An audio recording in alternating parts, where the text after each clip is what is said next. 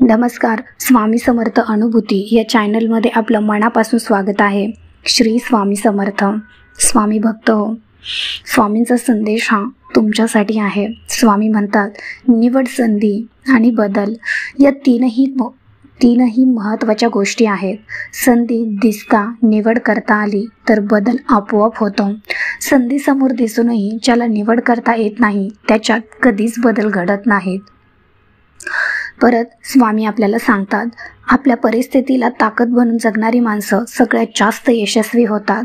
विश्वास ठेवा, गेलेला काळ ही चांगला होता, येणारा काळ ही चांगलाच असेल आणि आजचा दिवसही चांगलाच आहे.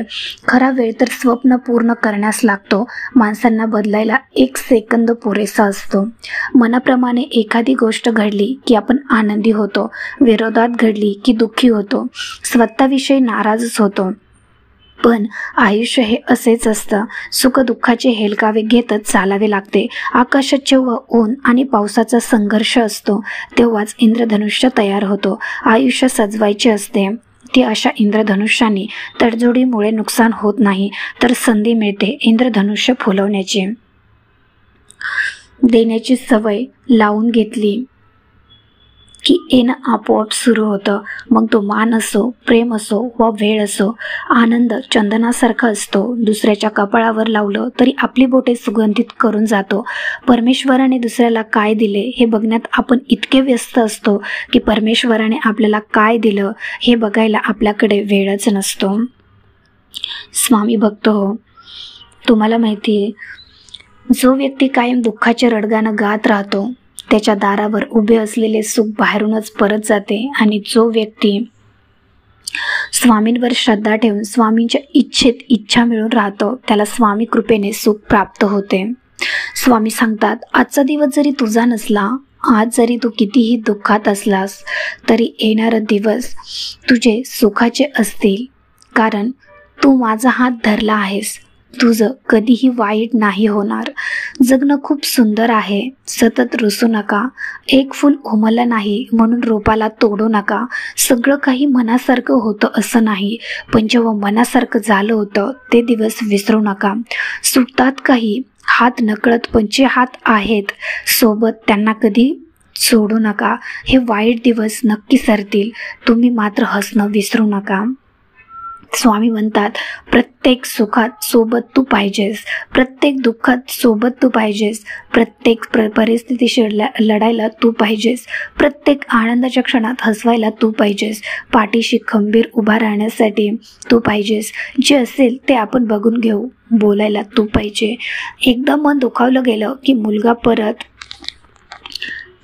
मुलगा परत पहिल्यासारखा होत नाही. स्वामी सांगतात, आपली संगत आपले भविष्य घडवते. तांदूळ जर कुंकासोबत मिक्स झाले तर ते देवाच्या चरणी पोचतात, पण जर डाळीसोबत मिक्स झाले तर त्याची खिचडी होते. आपण कोण आहोत यापेक्षा कोणाच्या संगतीत आहोत हे जास्त महत्त्वाचं आहे. स्वामी सांगतात, खचून जाऊ नकोस. वेळ, दिवस हे आहे तसेच कधीच राहत नाहीत, ते बदलतातच. त्यामुळे तू काळजी करू नकोस. फक्त आणि थोडा संयम ठेव. सगळे तुझ्या मनासारखेच होणार आहे. स्वामी मला म्हणले, चिडतोस का रे बाळ? गोष्टी मनासारखी नाही झाल्या तर? नाकावरचा राग आता डोळ्यात उतरला. हात नाही जोडणार म्हणून असा कसा तू हट्ट धरला? लेकरू तू माझं, तुला मीच तर आहे ना रे सांभाळणारा. स्वतःच्या वक्तव्यात इतका सरळ व तिखटपणा ठेवा की चांगल्या लोकांना त्याची चव आणि वाईट लोकांना त्याचा ठसका हा लागलाच पाहिजे. ज्याला मिळतं त्याला जपता येत नाही आणि जपता येतं त्याला मिळत नाही. अशी एकतरी व्यक्ती असावी आयुष्यात. असं कोणतरी असावं आयुष्यात जो सुखदुःखात कायम सोबत राहील. असा कोणीतरी असं असावं आयुष्यात ज्याच्याशी मनातलं सारं बोलता येईल. असं कोणीतरी असावं आयुष्याला ज्याला मिठी मारून मनसोक्त रडता येईल. असं कोणीतरी असावं आयुष्यात ज्याला गमवायची भीती कायम वाटत राहील.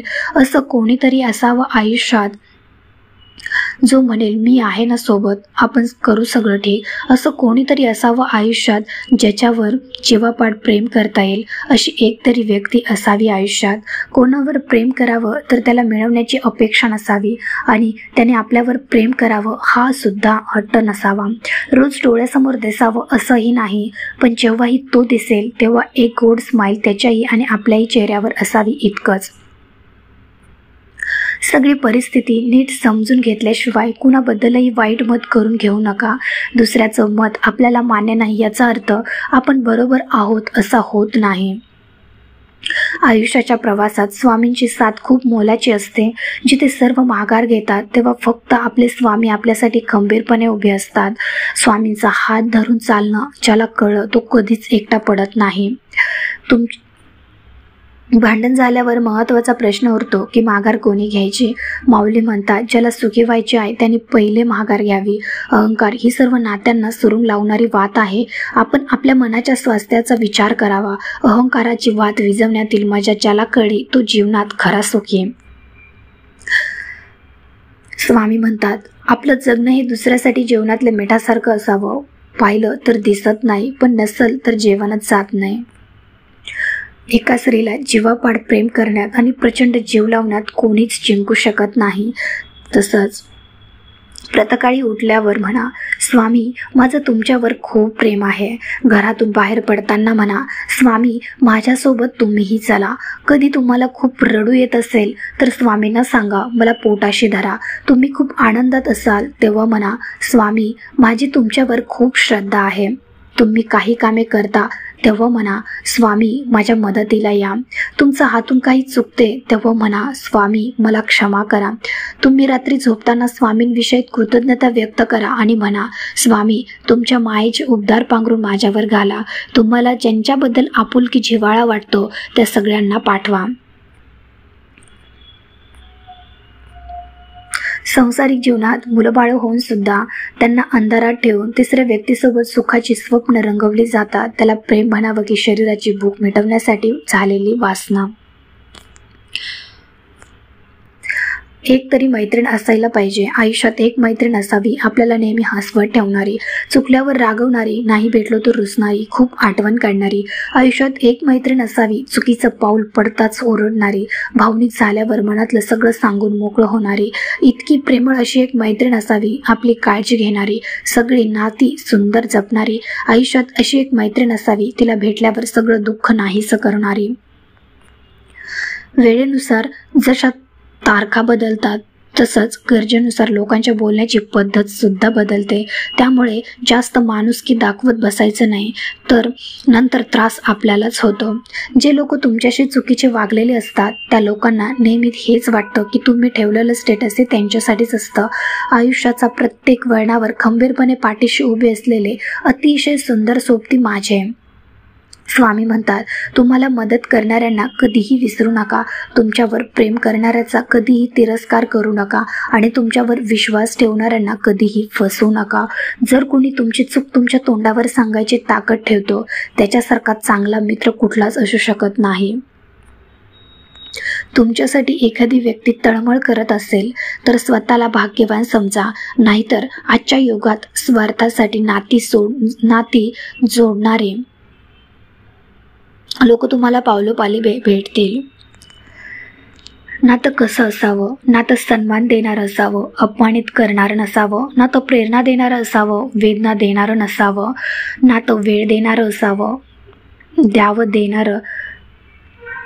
देणारं नसावं. नातं मदतीचा हात देणारं असावं, पाय ओढणारं नसावं. नातं साथ देणारं असावं, विश्वासघात करणारं नसावं. नातं समज देणारं असावं, गैरसमज करून घेणारं नसावं. नातं कौतुकास्पद असावं, संशयास्पद नसावं. नातं प्रेम जपणारं असावं, खंजीर खुपसणारं नसावं. नातं सुखवणारं असावं, मन दुखवणारं नसावं. नातं कुठलंही असो पण ते नातं मात्र कायमस्वरूपी असावं, सोडून जाणारं नसावं. कोणाचीही त्याच्या सध्याच्या परिस्थितीवरून खिल्ली उडू नका, कारण काळ इतका सामर्थ्यशाली आहे की तो एका सामान्य कोळशालाही हळूहळू हिरा बनवतो. आयुष्याने एक गोष्ट खूप छान शिकवली यार, की नातं सर्वांसोबत ठेवायचं, पण विश्वास फक्त स्वतःवर, कारण इथं स्वतःसाठी लोक दुसऱ्याच्या मनाचा विचार करत नाहीत.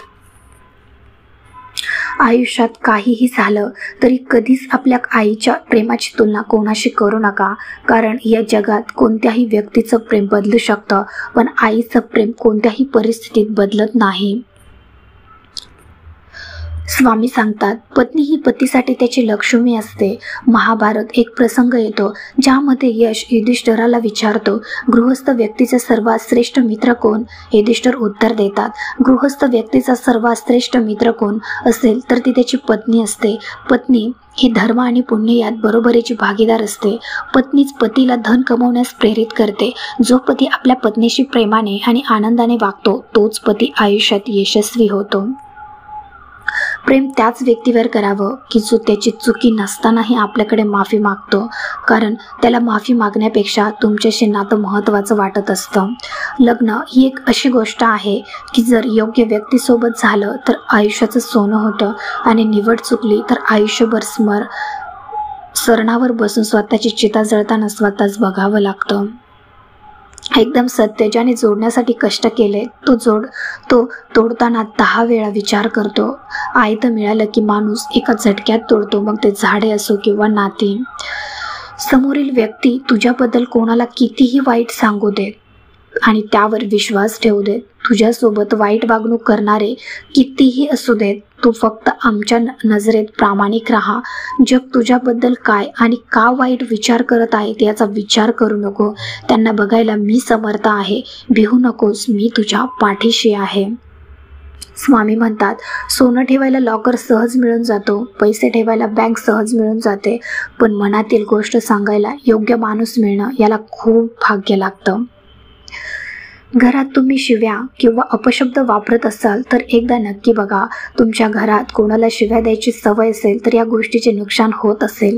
घरात बरकत होत नाही. तुमच्या शिव्या आणि अपशब्दामुळे घरातील लक्ष्मी बाहेर जाऊन कुलक्ष्मी घरात प्रवेश करते. सुख शांती घरात राहत नाही. देव म्हणत नाही की तुम्ही माझी पूजा करा, मला माना. देव म्हणतो की तुम्ही माणसांशी माणसासारखं वागा, माणुसकीने प्रेमाने राहा आणि तुम्हीच माणसातला देव व्हा. किती पैसा कमवला म्हणजे माणूस श्रीमंत समजावा. संत तुकाराम महाराज म्हणतात, नीती धर्माचे आचरण ठेवता यावे, मुलाबाळांचे रक्षण करता यावे, आई वडिलांची काळजी घेता यावी, अब्रूने जगता यावे, आवडत्या व्यक्तीला वेळ देता यावा, मन मोकळ्या गप्पा मारता याव्यात. इतका पैसा असला की तो मनुष्य श्रीमंत समजावा. इतके कमवायचे आहे आणि इथेच कमवायचे सुद्धा आहे, म्हणून कोणाला काही देता नाही आले तरी चालेल, पण कोणाचे मन दुखवू नका, कारण माणुसकीचं मोल हे पैशापेक्षा खूप मोठं असतं. स्वतःला इतका त्रास करून घेऊ नकोस. तू एकटा नाहीस, आम्ही नेहमी तुझ्या सोबत आहोत. तू काळजी करू नकोस. अरे, आयुष्यात सुख आणि दुःख येणारच असे.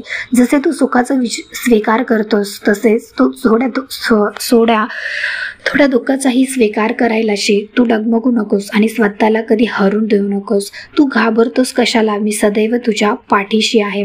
आयुष्यात ज्या दिवशीपासून स्वामी आले ना, त्या दिवशीपासून माझ्या विषयाचं गणितच बदललं. बेरीज करा, वजाबाकी करा, गुणाकार किंवा भागाकार करा, उत्तर फक्त एकच. श्री स्वामी समर्थ.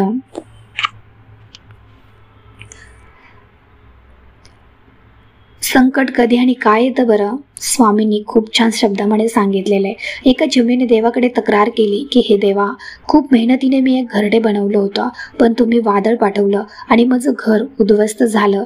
देव म्हणाला, तू घरट्यामध्ये होती आणि तुझ्या घरट्याकडे साप येत होता, त्यासाठी मी वादळ पाठवले, म्हणजे तू झोपेतून उडून जावे आणि तुझे प्राण वाचावे. आपल्या जीवनात पण नेहमी संकटे येत असतात. आपल्यालाही कळत नाही की देव आपल्याला नेहमी वाईट परिस्थितीतून बाहेर काढत असतो.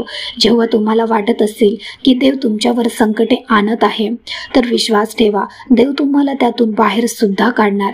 फक्त आपल्या देवावर पूर्ण विश्वास असायला हवा.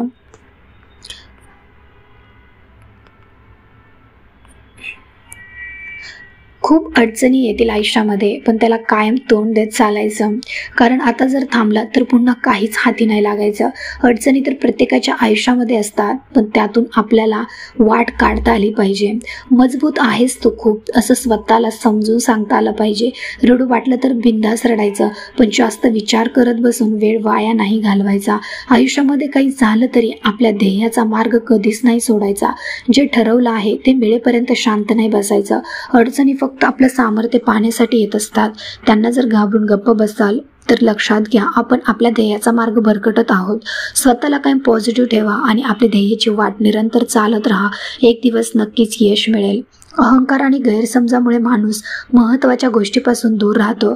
गैरसमज सत्य ऐकू देत नाही आणि अहंकार सत्य पाहू देत नाही. स्वामी म्हणतात, क्षमा करावी लागते आणि क्षमा मागावी सुद्धा लागते. नातं टिकवायचं म्हटल्यावर कधी पुढाकार तर कधी माघार घ्यावी लागते. माणसानं आयुष्यात नक्की झुकावं, पण योग्य ठिकाणीच. नको तिथं झुकलं तर लोक लगेच पायदळी तोडून मोकळे होतात.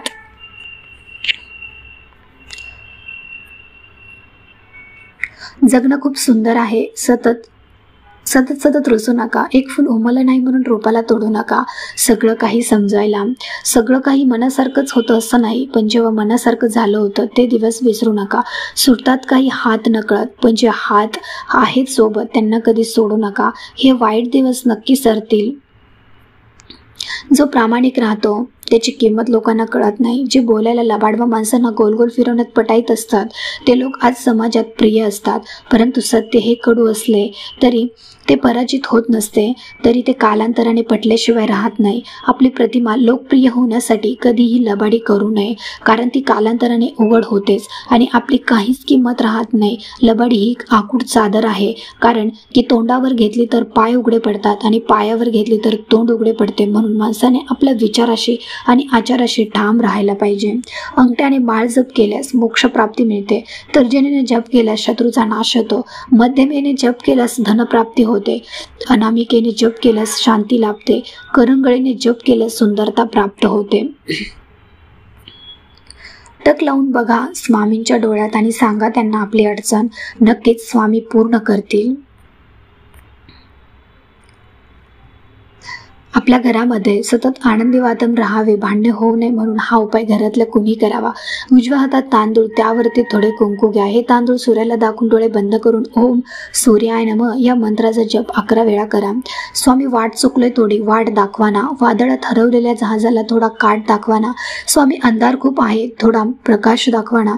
दुःखाच्या पिंजऱ्यात कैद मनाला मोकळं आकाश दाखवाना. स्वामी रण खूप मोठा आहे, थोडा धीर द्याना. जगण्याच्या युद्धात सर्वांना हरवेल असा एक धीर द्याना. स्वामी तहान खूप लागली आहे, थोडं नाव घेण्याची शक्ती द्याना. जीव जातानाही तुमचंच नाव आठवावं इतकी भक्ती द्याना. स्वामी मी मागत राहीन, तुम्ही देत राहाल, पण शेवटचं वचन द्याना, तुम्ही कधीही सोडणार नाही या बाळाची साथ आणि कधीच नाही काढणार हा डोक्यावरचा हात. माझे स्वामी म्हणतात, पाण्याचा एक थेंब चिखलात पडला तर तो संपतो, हातावर पडला तर तो चमकतो, शिंपल्यात पडला तर तो मोती होतो. थेंब तोच असतो, पण फरक मात्र सोबतीचा असतो. आयुष्यात जगताना माणसानं हे लक्षात ठेवलं पाहिजे की संगत सोबत कोणाची धरावी. एखाद्याचं मन दुखू नका. एखाद्याच्या डोळ्यात पाणी येण्याचे कारण बनू नका, कारण वेळ प्रत्येकाची येते. प्रत्येकाच्या चांगल्या कर्माचा हिशोब ठेवला जातो.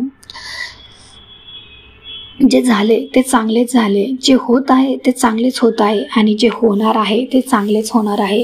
कोणताही माणूस जन्माने नाही तर त्याच्या कर्माने महान होतो. सतत संशय घेणारा माणूस या जगात कुठेच आनंदी राहू शकत नाही. जर मनाला नियंत्रित नाही केलं तर तो शत्रू समान काम करेल. कर्म करत राहा, फळाची चिंता करू नका. अगं पोरी, तुझ्यासोबत गोड गोड बोलून तुझा फायदा घेणारे खूप भेटतील. यामध्ये स्त्रियाचा सहभाग जास्त असेल. तुझ्यासमोर कोणी कितीही परनिंदा केली तरी तू त्यामध्ये सहभागी होऊ नये. तुझा फायदा उचलणारे खूप आहेत. तुला जे सांगायचे आहे ते मला सांग. चुकीच्या व्यक्तीला नाही भिवू नकोस, मी तुझ्या पाठीशी आहे.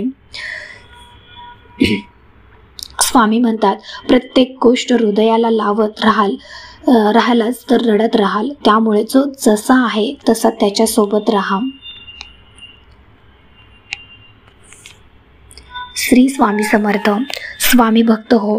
आजच्या संदेशातून तुम्हाला खरंच खूप प्रेरणादायी वाटत असेल, तुमच्या मनाला जर प्रसन्न वाटत असेल, प्रेरणादायी वाटत असेल तर लगेचच आपल्या चॅनलला लाईक, शेअर आणि सबस्क्राईब करायला विसरू नका. श्री स्वामी समर्थ. धन्यवाद.